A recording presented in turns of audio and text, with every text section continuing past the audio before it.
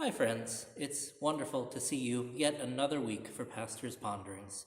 Now, as we gather together on Sunday mornings for worship, we find that we are always able to be a part of such a beautiful and wonderfully ornate space, a space that is beautifully crafted but that looks so different from the rest of the world. Much of the intention behind that is being able to take us out of the world so that we might have a special time where we might have distractions eliminated and we might worship our God. But while many of the beauties of this space remain the same, such as the altar or the candles or the apse, which has the blue and the stars inside of it, the crucifix, things of that sort, there are some parts that change from week to week, such as the paraments. And so we may find that from Sunday to Sunday as we show up, those paraments are all sorts of different colors.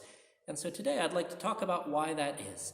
And so I'm excited to say that we're going to take some time now and discuss liturgical colors.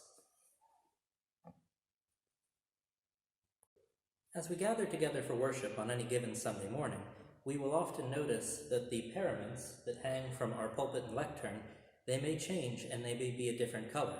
They might be red, or blue, or green, or purple, or white, and sometimes even black. And the reason that we use all of these different colors as we gather together in worship is that they help to tell us about what's going on in the life of the church. When we look at many of these colors, there's something that just naturally happens within us. Certain colors move us in different ways. I don't know if you have ever done some psychological research into how different restaurants pick the paint colors for their buildings, but sometimes it's been suggested that different colors may make you hungry or make you feel happier. Different colors may evoke different responses from us. And so long before McDonald's ever figured that out, the church understood that about the colors that she used in her paraments. And so as we use these colors and we see them as we gather for worship during different times of the church year, they just naturally have an impact on the way that we see them and the way that we experience them.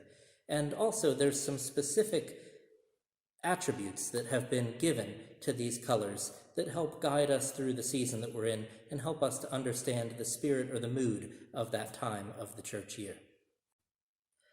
White is a color that we should always be super excited when we see in church because it indicates that the church is celebrating something incredibly special in its life.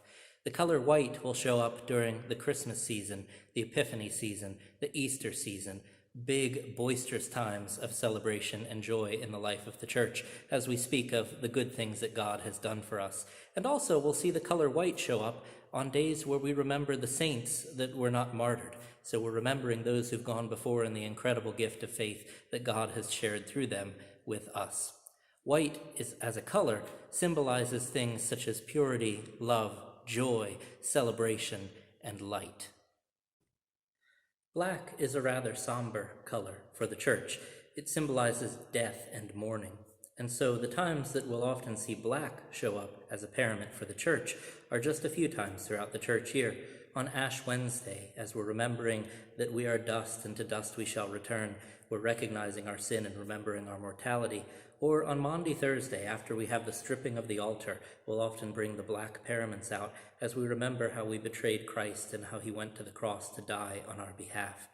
Additionally, black has often been used during times of funerals, although our practice here at Trinity and through many other Christian places of worship has been to use the color white, so that even though we're mourning someone's death at a funeral, we are remembering the life and the promise of Christ.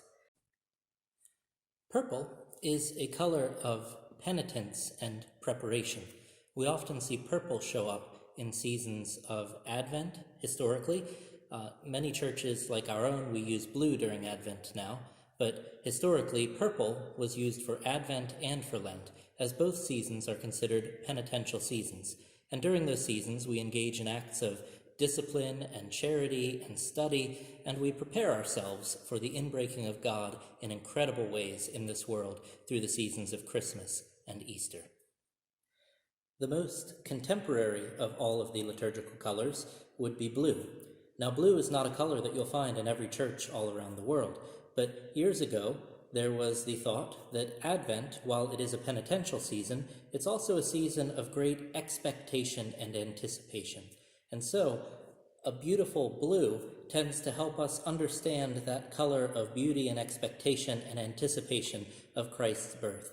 So here at Trinity, we are one of the churches that during the season of Advent, even though we speak of spiritual disciplines and penitence during that season as well, you'll also hear a whole lot about the expectation and the anticipation of the birth of Christ.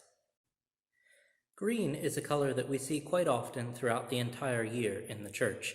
It is a color that symbolizes life and hope and growth. And it is a color that we use during ordinary times in the church.